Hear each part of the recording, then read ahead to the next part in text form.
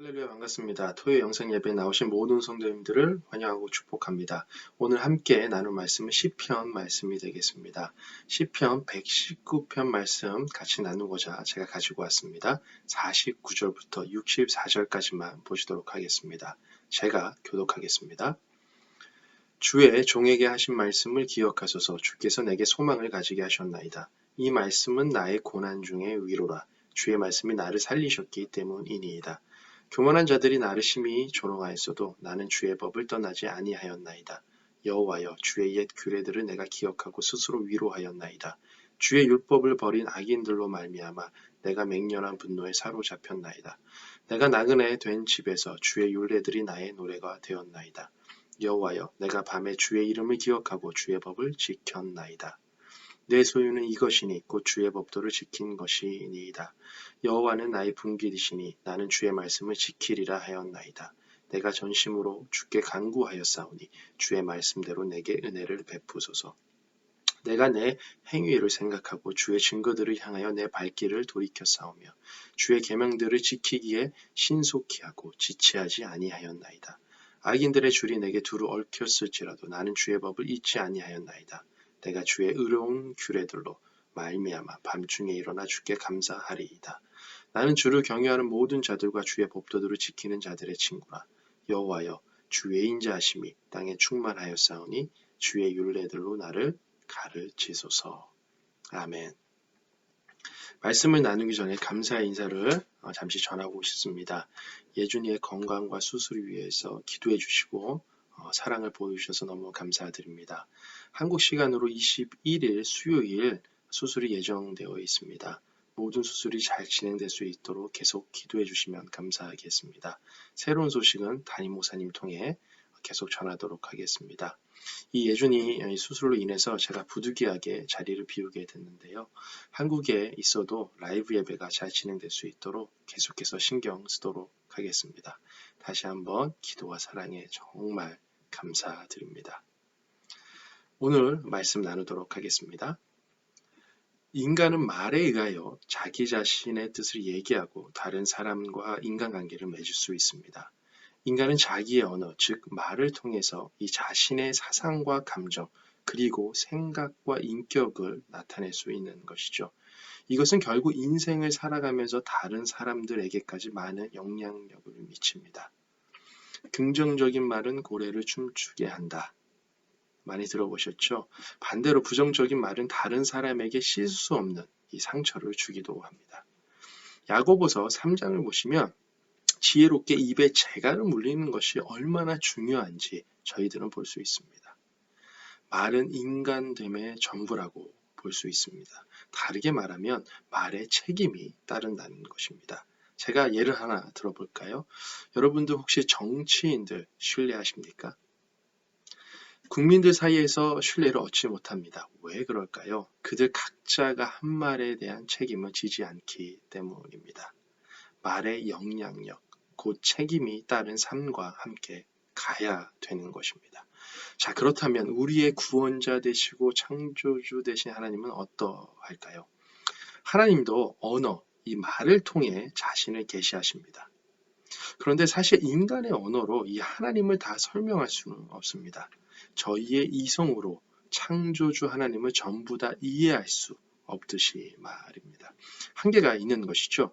하지만 그럼에도 불구하고 하나님은 인간이 사용하시는 이 언어를 통해 자신을 계시하십니다. 마치 인간의 모습을 입고 이 땅에 오신 예수 그리스도처럼 말입니다. 하나님은 말씀을 통해서 저희와 대화하시고 당신의 마음을 보여주십니다. 그런데 여기서 하나님과 인간과의 관계에서 아주 중요하게 다른 한 가지가 있습니다. 바로 하나님은 당신의 입으로 뱉으신 말에 단 한 번도 책임을 회피하신 적이 없으십니다. 단 한 번도 저희와 맺으신 이 약속의 언약을 깨뜨리신 적이 없는 것이죠. 하나님은 자신의 말씀에 책임을 지시는 분이십니다. 저희가 하나님을 신뢰할 수 있는 이유인 것이죠. 저희가 하나님의 말씀에 따라 순종해야 할 명백한 이유인 것입니다. 그분의 말씀대로 저희가 살아가야 할 이유입니다. 오늘 본문 말씀은 시편에서 가장 긴 시로 알려진 시편 119편 말씀입니다. 두 가지 특징이 있는데요. 구성적인 특징으로는 이 알파벳 시로 각각 8절마다 이 히브리어 알파벳이 한 글자씩 나오면서 모두 176절로 구성되어 있는 아주 긴 장시입니다. 문학적인 특징으로는 이 시편 119편 말씀은 신명기와 너무도 비슷합니다. 왜 그러냐면 각 구절마다 법, 계명들, 법규들, 증거들, 말씀, 규례들이라는 단어를 사용하면서 하나님 말씀이 얼마나 중요한지 강조하고 있기 때문입니다. 그래서 시편 119편을 한 문장으로 정리한다면 하나님의 말씀을 사랑하고 순종하는 시편 기자의 노래입니다. 지금 저희들의 모습처럼 하나님의 말씀을 따르고 그 말씀대로 살고자 하는 이 신앙인의 모습을 시편 119편 전체를 통해서 볼 수 있는 것이죠. 하지만 하나님의 말씀대로 이 따라가는 삶이 이 죄악 가득한 세상에서 쉬울까요? 저희에게 단 한 번도 거짓말 하신 적이 없으신 이 하나님의 말씀을 따라가는 것이, 순종하며 나아가는 것이 쉬울까요? 오늘 본문 말씀을 통해서 시편 기자는 그럼에도 불구하고 본인 자신은 하나님의 말씀을 따르기로 결단합니다. 오늘 이 아침 시편 기자의 고백과 결단 속에서 하나님의 말씀이 저희 인생에서 어떠한 의미인지 두 가지로 나눠서 살펴보도록 하겠습니다. 첫째로 하나님의 말씀은 저희 인생 가운데 희망과 위로입니다. 본문 말씀 49절부터 50절까지의 말씀을 다시 보시겠습니다. 제가 세 번역으로 읽도록 하겠습니다. 주의 종에게 하신 말씀을 기억해 주십시오. 주께서는 말씀으로 내게 희망을 주셨습니다. 주의 말씀이 나를 살려주었으니 내가 고난을 받을 때에 그 말씀이 나에게 큰 위로가 되었습니다. 하나님의 말씀이 육신이 되어 이 땅에 오신 예수 그리스도의 그 인생과 사역을 살펴보면 사람들에게 새로운 희망을 주는 인생이셨습니다. 이러한 인생을 사실 수 있었던 가장 큰 이유는 바로 하나님 아버지의 말씀이 이 예수님의 사역 가운데 함께 계셨기 때문입니다. 마태복음 4장 4절을 보시면 예수님은 굶주림과 시험 가운데에서도 사람이 떡으로만 살 것이 아니요 하나님의 입으로 나오는 모든 말씀으로 살아야 된다고 말씀하셨습니다. 요한복음 4장 34절에서 제자들에게도 말씀하셨죠. 나의 양식은 나를 보내신 이의 뜻을 행하며 그의 일을 온전히 이루는 것이다. 예수님은 하나님의 말씀에 붙들려 사셨기 때문에 그의 인생은 많은 사람들에게 새로운 희망이 되셨습니다. 사람의 인생 가운데 희망이 없다면 그것은 무엇을 의미할까요? 바로 절망을 의미합니다.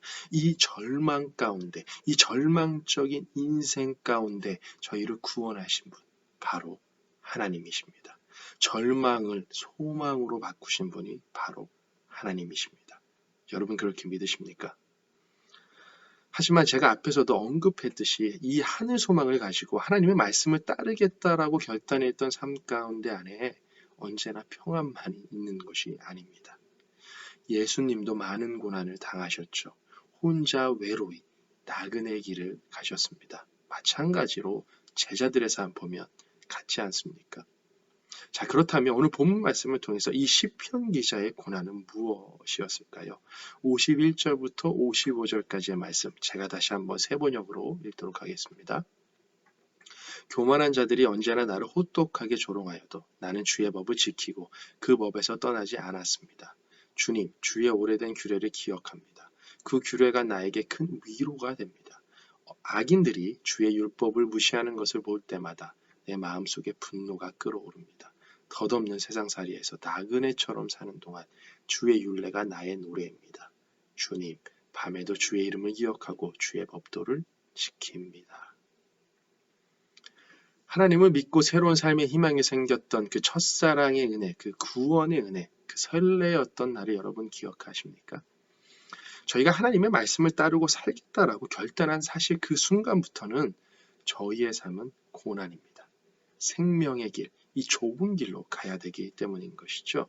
이 좁은 길을 가는 동안엔 늘 주위에 죄악의 유혹이 있습니다. 악인들이 끊이지 않습니다. 시편 기자의 고백처럼 교만한 사람들이 너무 많은 것이죠. 하지만 시편 기자는 이러한 상황 속에서 오직 주의 말씀을 버리지 않고 기억하며 따라갔다라고 고백합니다. 무슨 의미일까요? 하나님이 이스라엘 과거 역사를 통해 보여주셨던 그 하나님의 심판과 구원의 역사, 그리고 하나님은 매 순간 말씀하셨고 그 말씀대로 인도하셨다라는 것을 기억함으로 시편 기자는 그 하나님의 말씀을 통해 위로를 받았습니다. 그렇습니다. 시편 기자처럼 저희도 위로를 받았습니다. 나그네 같은 인생 속에서 하나님의 말씀으로 위로받았고 지금도 위로받고 있기에 하나님의 말씀을 따르는 삶 때문에 어려움이 있을지라도 끝까지 참고 견딜 수 있는 것 아니겠습니까? 마찬가지로 예수님도 하나님 아버지의 말씀과 그 위로가 있었기 때문에 끝까지 참고 견디며 십자가의 고난을 이기신 것 아니겠습니까? 위로받은 시편 기자는 여기서 멈추지 않고 믿지 않는 영혼들을 향해 마음속에 이 분노가 끌어오른다고 고백하고 있습니다. 어떠한 의미일까요? 어떠한 마음일까요? 단순히 그들을 미워하고 정죄하는 마음일까요? 종교개혁자 존 칼빈은 이 마음을 두려운 마음이라고 정의했습니다. 믿지 않는 영혼들을 향한 이 하나님의 심판에 대한 두려운 마음. 저는 이 말씀을 묵상하면서 이 고백을 예수님의 마음이다라고 정의하고 싶습니다. 믿지 않는 영혼들을 향한 탄식과 안타까운 마음, 불쌍히 여기는 마음. 하지만 여러분 그거 아십니까? 이 안타까운 마음 가지고 하나님께서 말씀을 통해 저희의 삶을 위로하셨던 것처럼 저희도 믿지 않는 영혼들을 하나님의 말씀으로 위로할 수 있습니다. 저희의 언어를 사용해서 이 하나님의 말씀으로 이 죽어가는 영혼들을 위로하며 하늘의 소망을 전할 수 있습니다. 이것이 바로 하나님이 원하는 삶 아니겠습니까? 하나님을 아버지로 믿고 따르는 자녀들의 삶 아니겠습니까? 계속 이어서 56절 말씀 보시도록 하겠습니다. 주의 법도를 따라서 사는 삶에서 내 행복을 찾습니다. 시편 기자는 하나님의 말씀을 따라서 사는 삶 속에서 행복을 찾는다라고 고백하면서 이 첫 번째 시를 마무리합니다. 시편 기자는 진정한 행복은 하나님의 말씀대로 따라 사는 삶 속에 있다고 말하고 있는 것이죠. 왜냐하면 제가 앞에서 얘기했듯이 그 말씀이 희망이고 고난 중에 위로이기 때문입니다. 여러분들도 같은 고백하시면서 살고 계신가요? 시편 기자는 믿었습니다. 신뢰하였습니다. 당신의 입으로 직접 약속하신 말씀을 성취하시는 이 하나님을 믿었고 신뢰하였습니다. 그렇기 때문에 이 시편 기자는 진정한 행복을 알고 있었습니다. 비록 지금 저희의 삶이 고난 속에 있을지라도 사람들의 기준으로 이 성공한 인생과는 거리가 멀게 보여도 저희가 행복하다라고 고백할 수 있는 것은 하나님께서 지금도 여전히 일하고 계시고 저희를 통해 이루고자 하는 계획이 있으시기 때문입니다. 그리고 이 계획 가운데 늘 항상 말씀하시기 때문입니다. 성경을 보십시오, 여러분. 성경 전체를 통해서 이 통틀어서 하나님을 믿는 백성을 절망 가운데로 인도하신 적이 있으십니까? 늘 하나님은 행복의 길로 인도하셨습니다. 가장 좋은 길로 인도하셨습니다.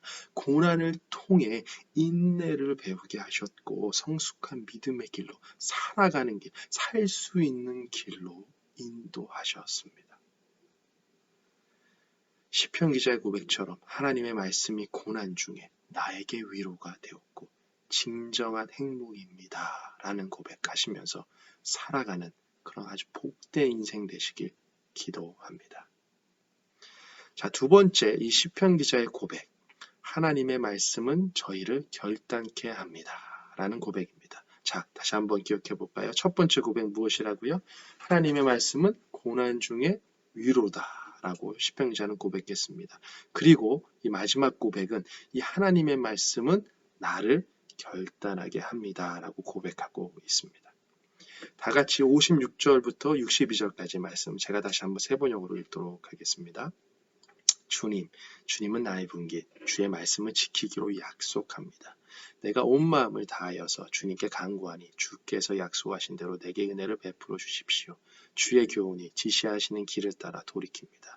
내가 머뭇거리지 않고 주의 계명을 지키겠습니다. 악인들이 나를 줄로 얽어매어도 나는 주의 법을 잊지 않습니다. 한밤중에라도 주의 의로운 규례가 생각나면 벌떡 일어나서 주께 감사를 드립니다. 시편 기자는 하나님은 나의 분깃이라고 고백하고 있습니다. 분깃이라는 말은 구약에서는 기업이나 땅이라는 의미로 사용되지만 이 시편에서는 사람의 입장에서 이 말이 사용되어지고 있습니다. 이 의미는 하나님은 영원한 생명을 주시는 변함없는 기업 되신다라는 뜻입니다.